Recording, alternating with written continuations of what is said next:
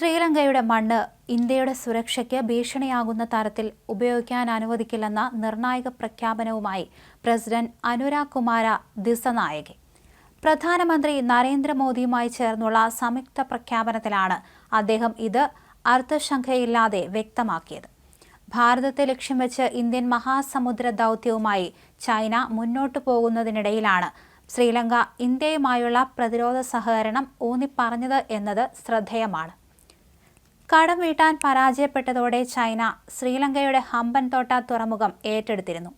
ആ തുറമുഖത്ത് ചൈനയുടെ നാവിക പര്യവേക്ഷ ചാരക്കപ്പലുകൾ തമ്പടിച്ചിരിക്കുന്നതായിട്ടാണ് റിപ്പോർട്ട്.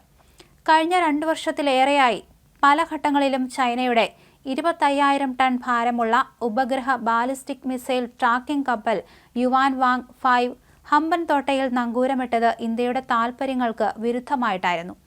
2022 ഓഗസ്റ്റിൽ ഇന്ത്യ ആശങ്ക അറിയിച്ചതിനെ തുടർന്ന് തങ്ങളുടെ ചൈനീസ് ചാരക്കപ്പലിന്റെ വരവ് ശ്രീലങ്ക വിലക്കിയിരുന്നു.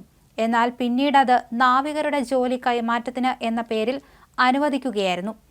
അതിനുശേഷം ചൈനയുടെ പര്യവേക്ഷണ കപ്പലുകൾ ഹമ്പൻതോട്ടയിൽ നങ്കൂരമിട്ടുകൊണ്ട് ഇന്ത്യൻ മഹാസമുദ്രത്തിൽ പതിവായി പട്രോളിംഗ് തുടരുകയും ചെയ്തു. $17 ബില്യൺ മൊത്തം കടത്തിൽ 100 ദശലക്ഷം വാർഷിക വിഹിതം തിരിച്ചടയ്ക്കാൻ ശ്രീലങ്കയ്ക്ക് കഴിയാതെ വന്നതോടെയാണ് 99 വർഷത്തെ പാട്ടത്തിന് ഹമ്പൻതോട്ട തുറമുഖം ചൈന പാട്ടത്തിനെടുത്തത്. തുറമുഖത്തിന്റെ നിർമ്മാണത്തിനാണ് ഇത്രയും വലിയ തുക ചൈനയിൽ നിന്ന് കടമെടുത്തത്. ആദ്യഘട്ട നിർമ്മാണം 2010-ൽ പൂർത്തിയായിരുന്നു.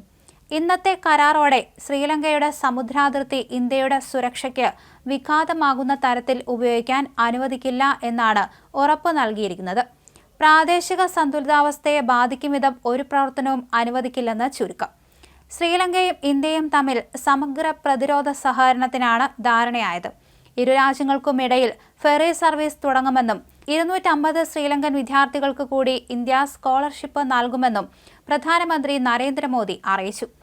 ശ്രീലങ്കൻ പ്രസിഡന്റ് അനുരാഗ് കുമാര ദിസനായകയുമായി കൂടിക്കാഴ്ച നടത്തിയ ശേഷം ഇരു നേതാക്കളും സംയുക്തമായി മാധ്യമങ്ങളെ കാണുകയും ചെയ്തു. ഇതുവരെ $5 ബില്യൺ സഹായങ്ങൾ ശ്രീലങ്കയ്ക്ക് നൽകിയിട്ടുണ്ട്. ശ്രീലങ്കയിലെ 25 ജില്ലകളുമായും ഇന്ത്യ അടുത്ത ബന്ധം പുലർത്തുന്നു. അയൽ രാജ്യങ്ങളുടെ വികസനത്തിനും പുരോഗതിക്കും മുൻഗണന നൽകുന്നതാണ് ഇന്ത്യയുടെ രീതി.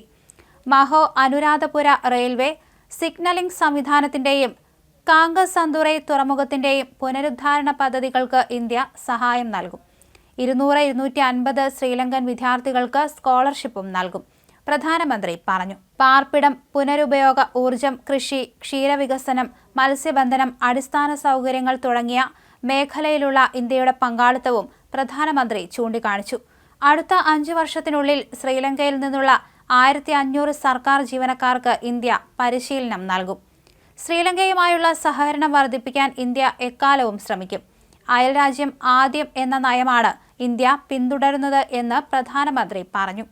അതേസമയം ശ്രീലങ്കയിൽ ഇന്ത്യ വിരുദ്ധ നടപടികൾ അനുവദിക്കില്ലെന്ന് ശ്രീലങ്കൻ പ്രസിഡന്റ് അനുരാഗ് കുമാര ദിസനായകെ ഉറപ്പു നൽകി. 3 ദിവസത്തെ സന്ദർശനത്തിനായാണ് അനുരാഗ് കുമാര ദിസനായകെ ഇന്ത്യയിലെത്തിയത്. സെപ്റ്റംബറിൽ ശ്രീലങ്കൻ പ്രസിഡന്റായി അധികാരമേറ്റതിനു ശേഷം ദിസനായകെ നടത്തുന്ന ആദ്യ വിദേശ സന്ദർശനമാണിത്. വിദേശകാര്യമന്ത്രി എസ് ജയശങ്കറിന്റെ ക്ഷണപ്രകാരമാണ് അദ്ദേഹം ഇന്ത്യയിലെത്തിയത്.